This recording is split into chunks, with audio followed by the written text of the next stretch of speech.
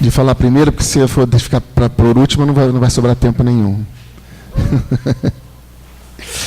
Olha só. Me empresta, pega a minha Bíblia, por favor. Nossa Senhora. Espera aí um instantinho. Abre aqui, Isaías 43. Não.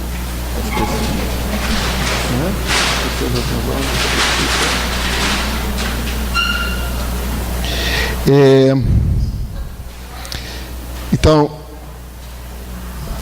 a gente vai falar sobre um assunto que é o mais importante de todos, que alguns aqui já ouviram 400, 500, 1000 vezes, a respeito do amor de Deus.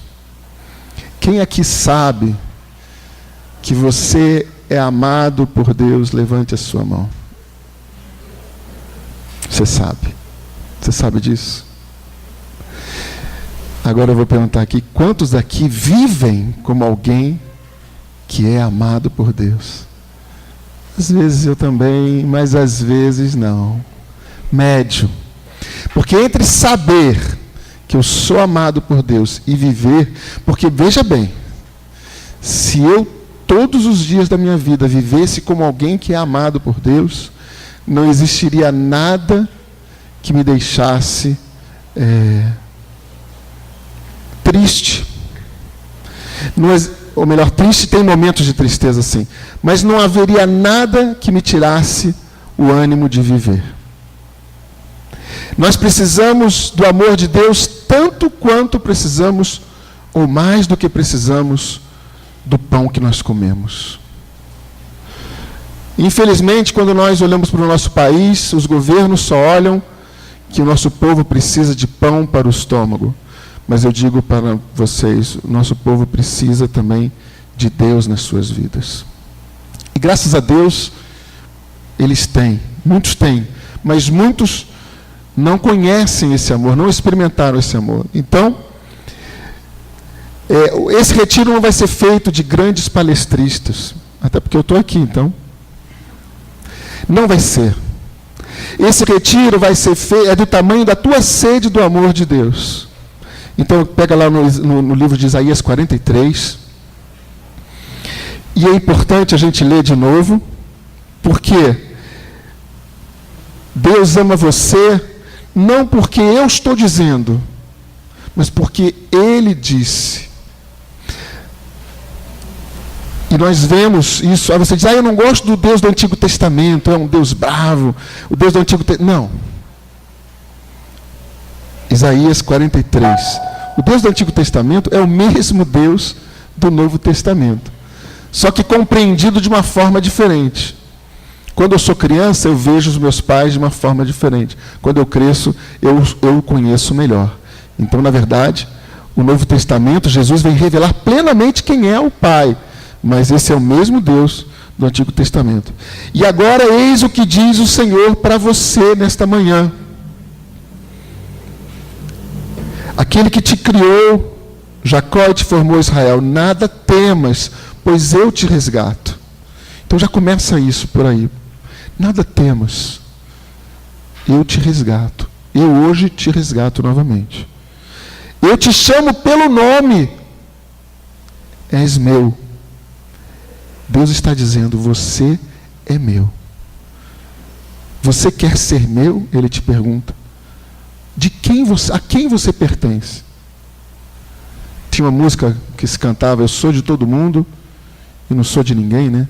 E todo mundo é meu também, eu não sou de ninguém, sei lá. E o povo cantava alegremente, né?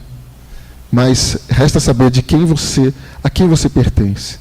Se tiver que atravessar a água, eu estarei contigo, e os rios não te submergirão, os rios da vida, esses rios que às vezes querem nos afogar.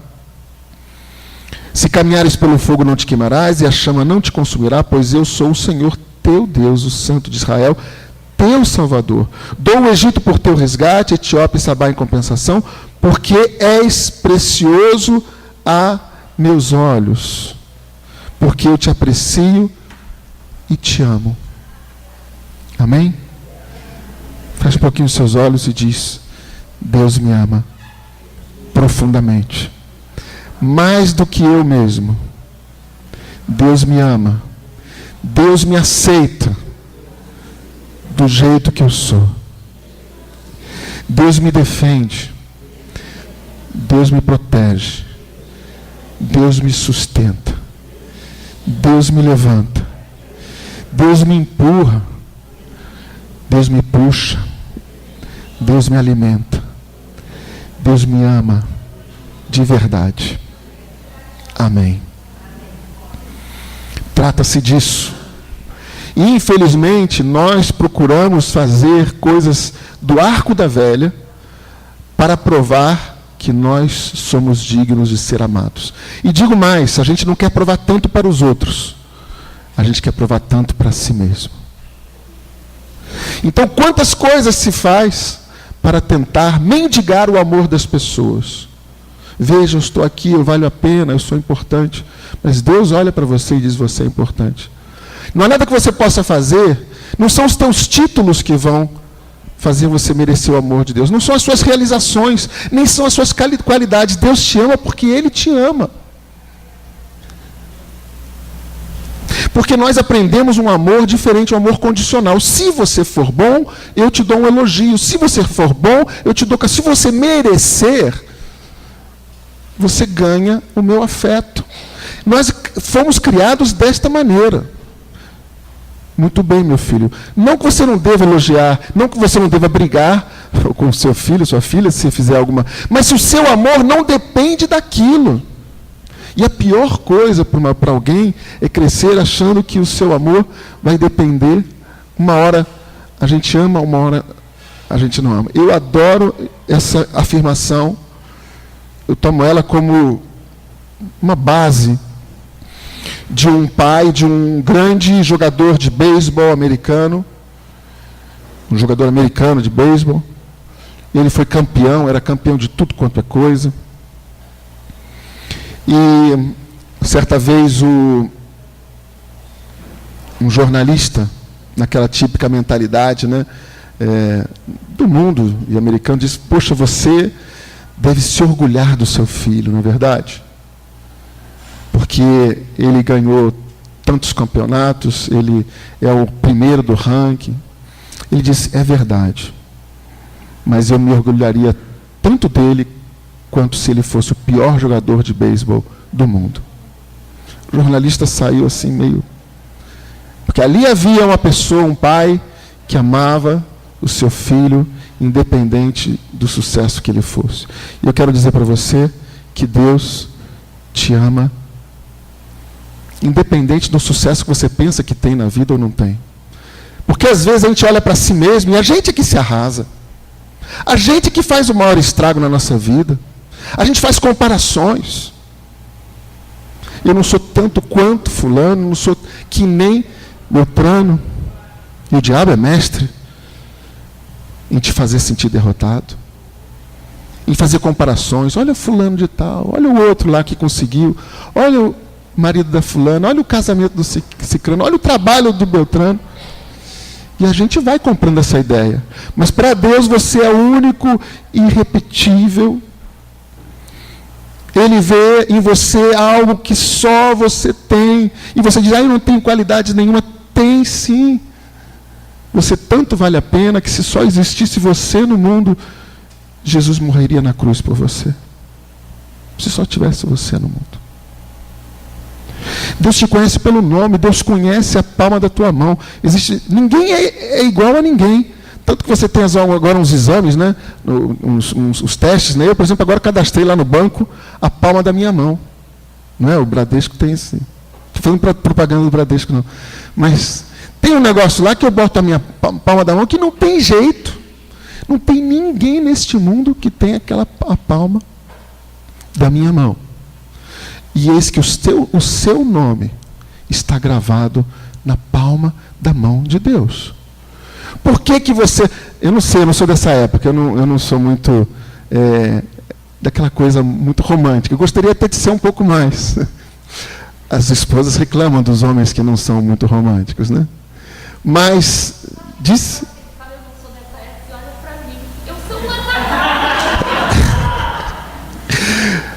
dessa época, dessa mentalidade, né, dessa pureza que infelizmente eu não vivi, em que as meninas escreviam, né, o nome do rapaz na palma da mão, né? Sei, quem conhece? Não tem essa história? Escreve ali o namorado. Aí tá lá na sala de aula, aquela aula tá chata, daqui a pouco. Né? Vai a lua e volta. Você pergunta, meu filho, está prestando atenção lá? Aí tá lá, tá escrito. Daqui a pouco é assim. Eu só posso imaginar assim, porque a palma da mão é alguma coisa que está muito perto de você e que você sempre pode colocar no seu coração. Eu não sei porque Deus fala isso. Eis que estás gravado, eis que estás gravada na palma da minha mão. E a palma da mão de Deus é muito grande. Mas o seu nome está lá com nome e sobrenome. E você pode chamar José da Silva. O seu José da Silva é diferente dos milhões de José da Silva que tem no Brasil. Porque tem a sua palma, a sua identidade. Deus te conhece e Deus te ama. De maneira incondicional. Deus conhece você pelo nome. Lendo um pouco sobre esse assunto, a pessoa que escreveu um livro disse que você conhece os judeus têm o que eles usam aqui? Hein? Chapéu, né? Kippá, né? Kippá. E o que seria aquele kippá? Né? O que seria aquele kippá? E explica o autor que aquele kippá significa a mão de Deus está sobre mim.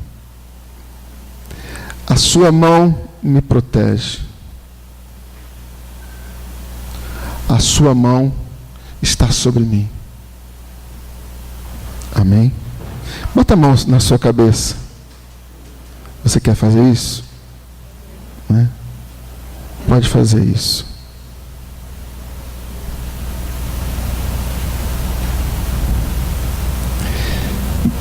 Fica aí com a mão um pouquinho.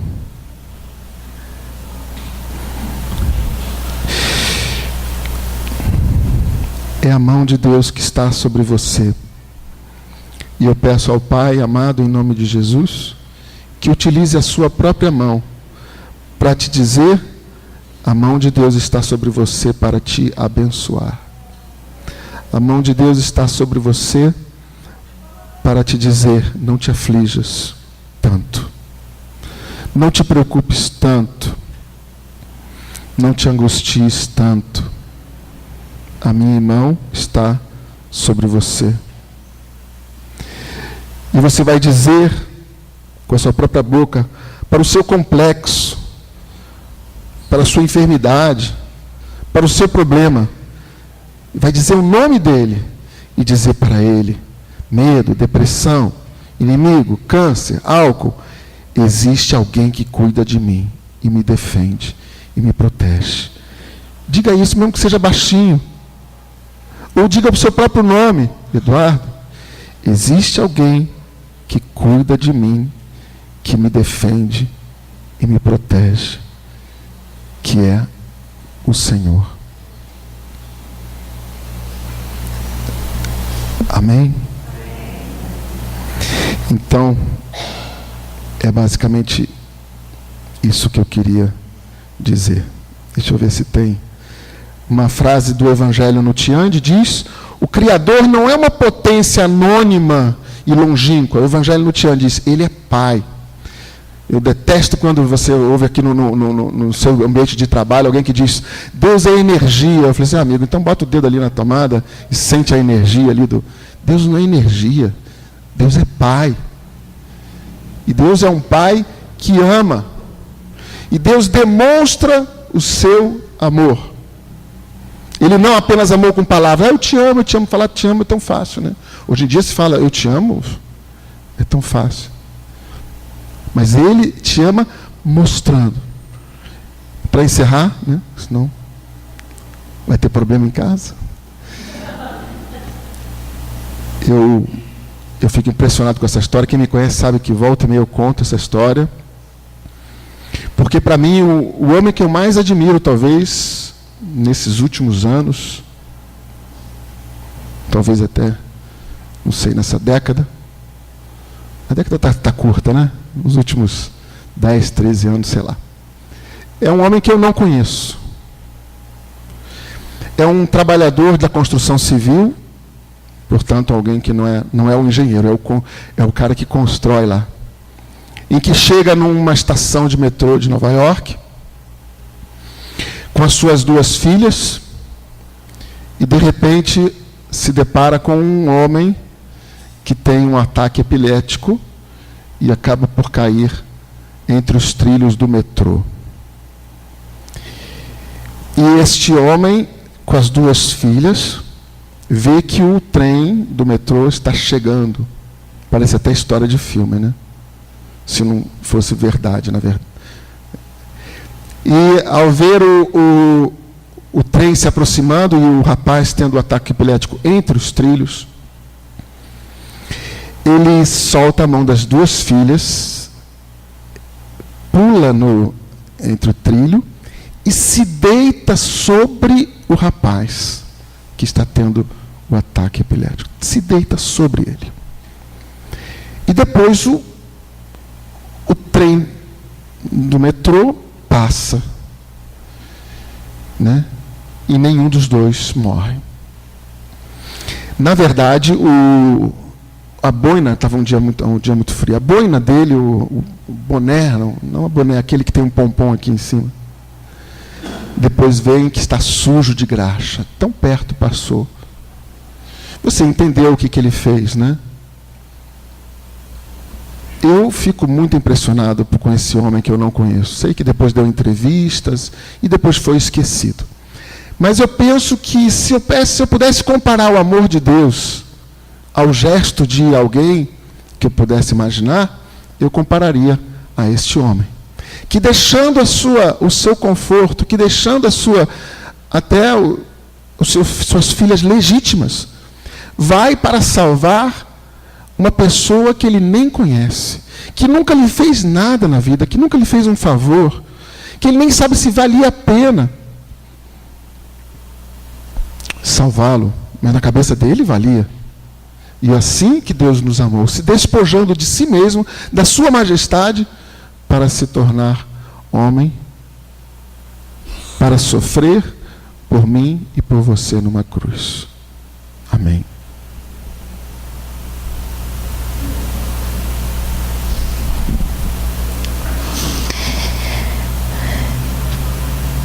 Talvez o que a gente tenha que conversar aqui é talvez algo completamente diferente daquilo que a gente sempre imaginou a respeito de merecer o amor de Deus.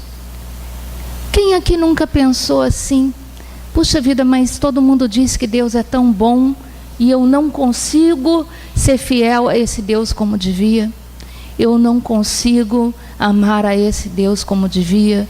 Eu não consigo merecer o amor desse Deus como devia. Quem aqui já pensou isso?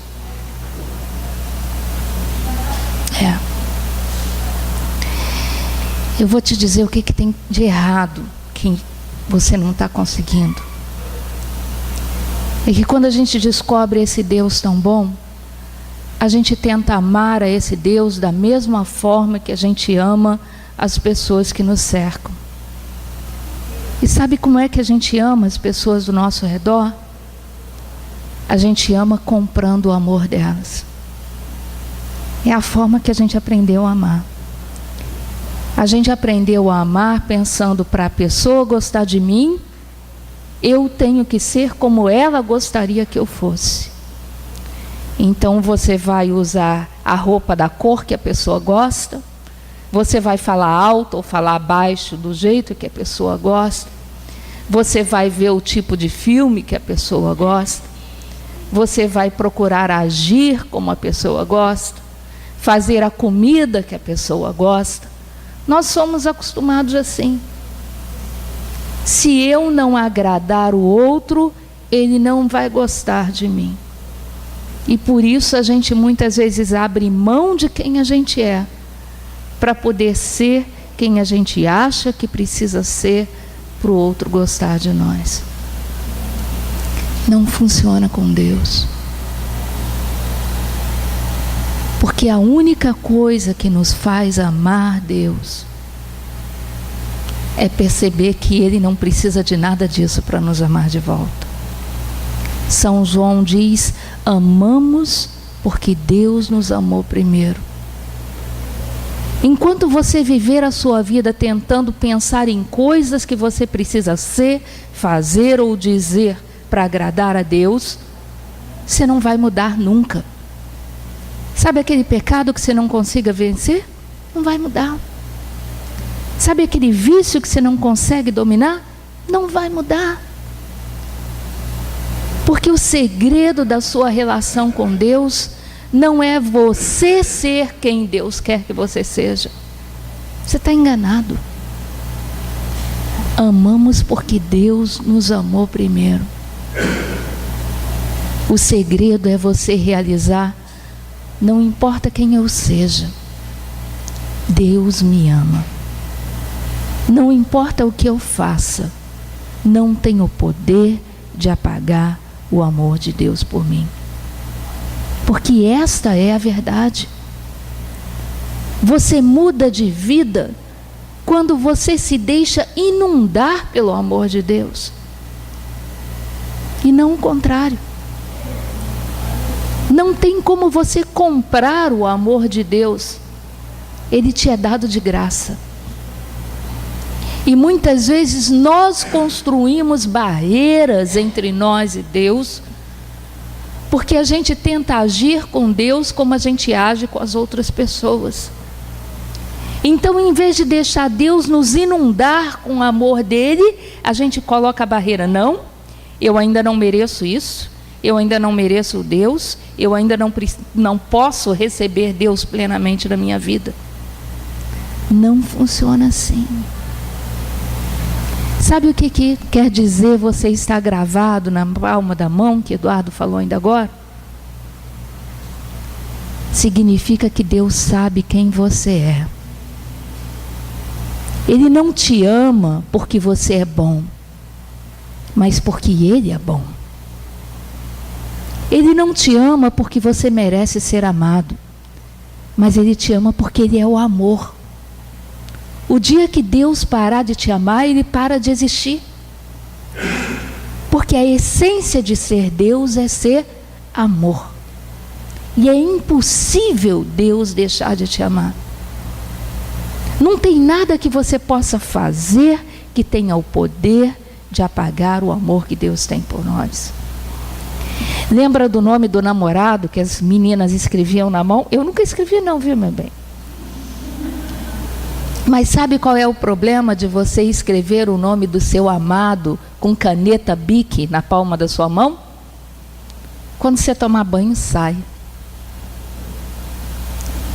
O que diz em Isaías 49 não é que Deus escreveu o seu nome na mão dele. É que o seu nome está gravado. Significa que está por baixo da pele, como uma tatuagem. Não tem nada que possa apagar. Nada. Você é de Deus.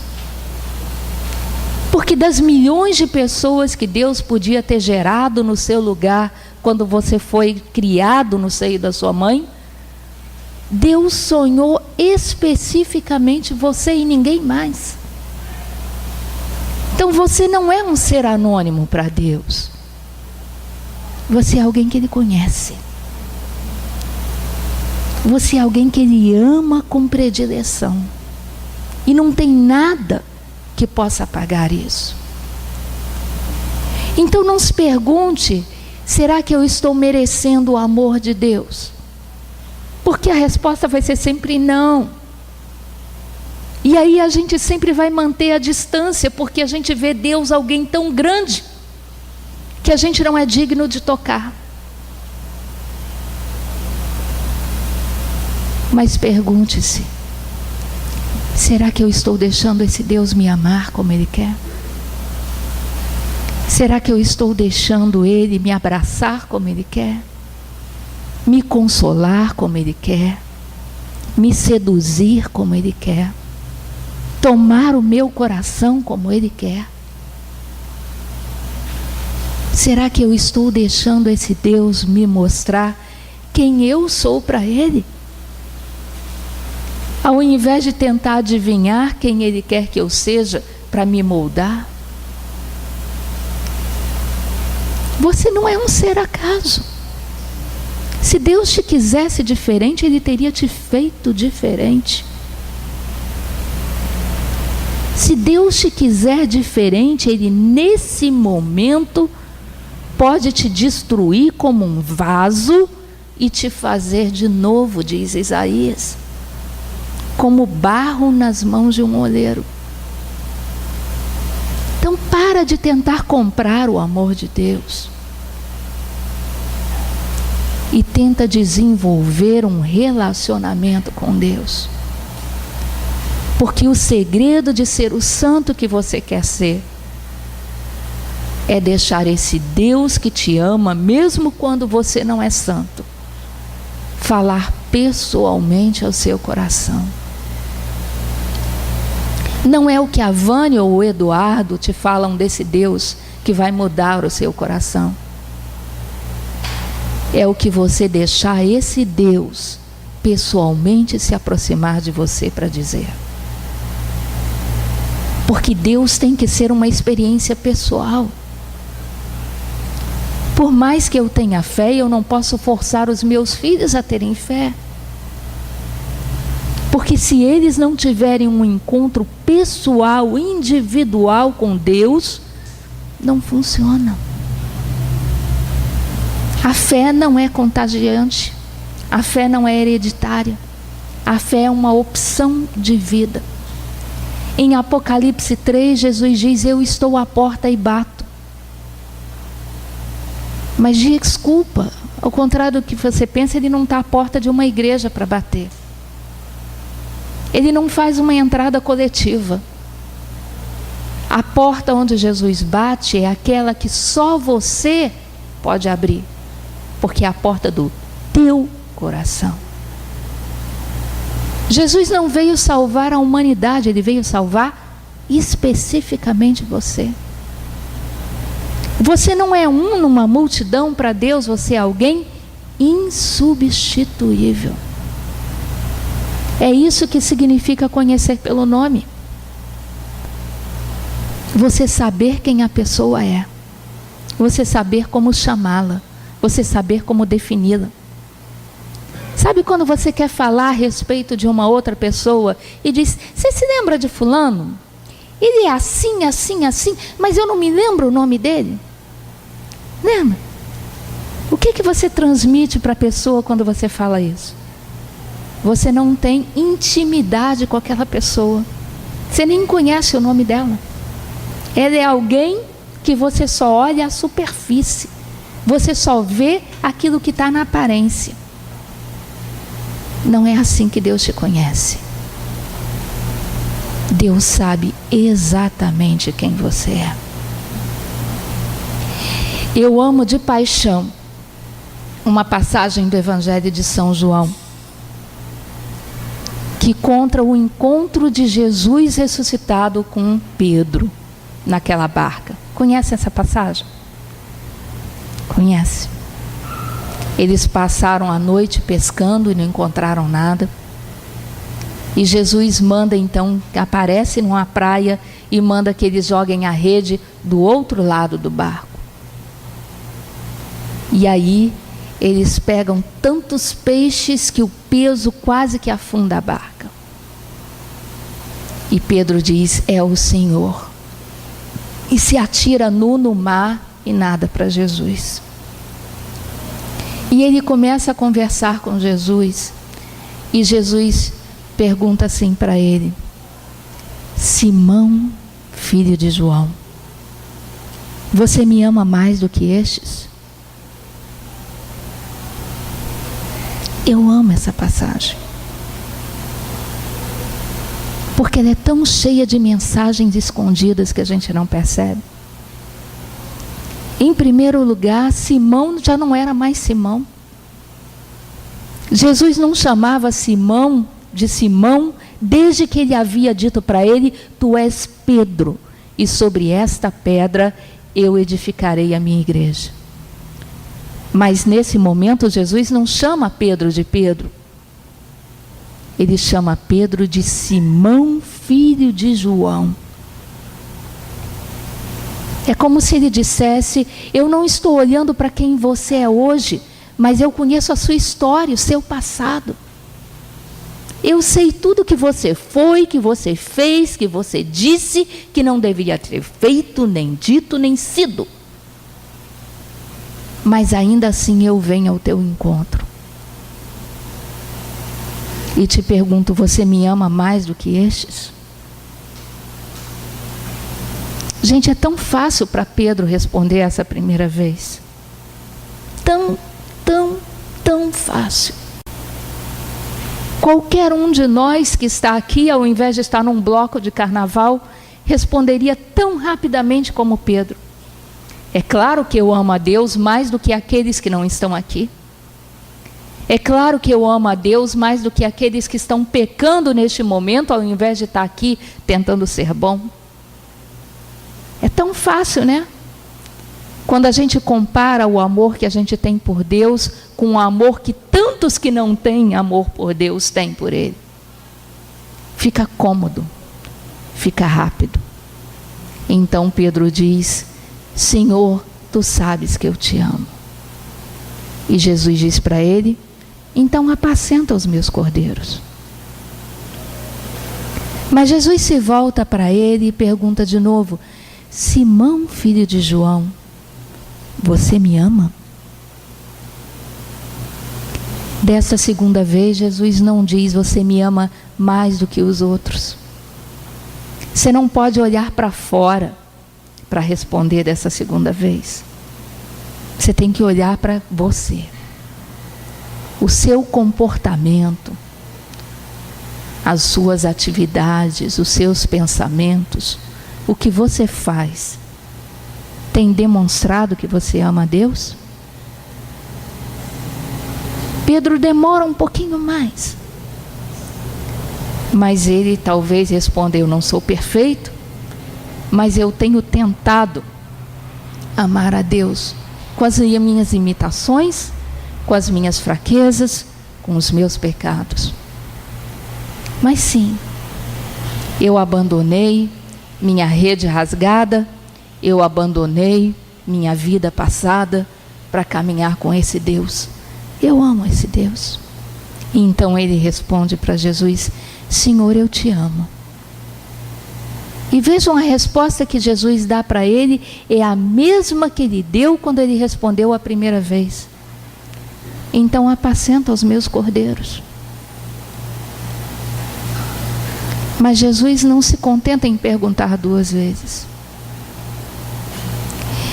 E uma das coisas que mais me incomoda em época de Semana Santa, quando essa passagem é tantas vezes lida, é quando eu vejo um sacerdote dizer na sua homilia: Jesus perguntou 3 vezes porque Pedro tinha negado Jesus 3 vezes.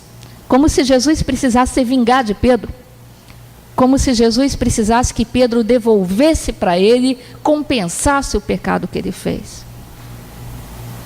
Jesus olha para Pedro uma terceira vez e pergunta: Simão, filho de João, você me ama? E aí cai a ficha. Aí Pedro entende o que Jesus está querendo saber. Jesus não precisa perguntar para Pedro, porque ele é Deus. E Deus vê o escondido. E Deus vê dentro do coração. Jesus não precisa que Pedro responda. Aí Pedro entende. E Pedro olha para dentro dele mesmo e percebe isso e responde: sabe o que para Deus? Responde: Senhor, tu sabes tudo. Tu sabes que eu te amo.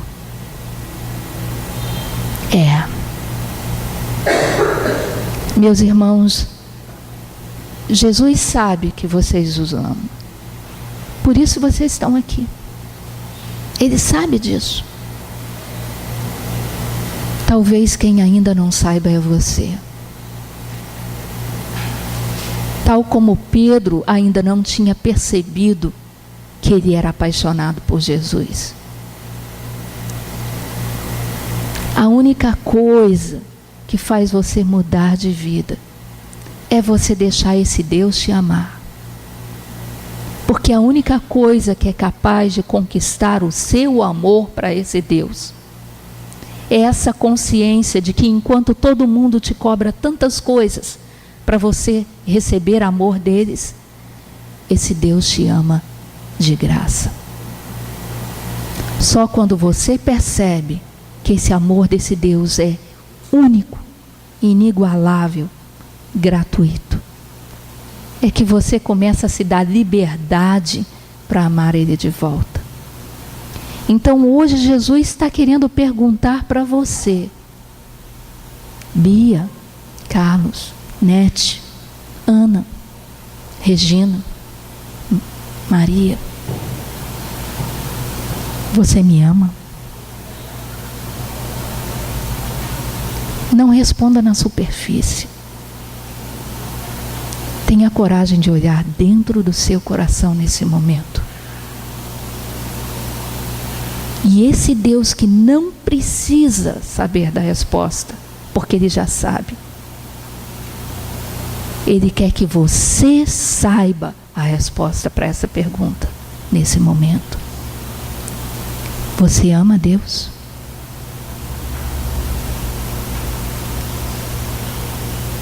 Você ama esse Deus? Você já deixou esse Deus te amar o suficiente para você perceber que o ama?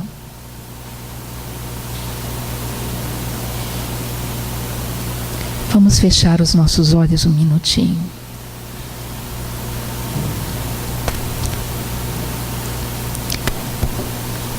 E dizer para esse Jesus: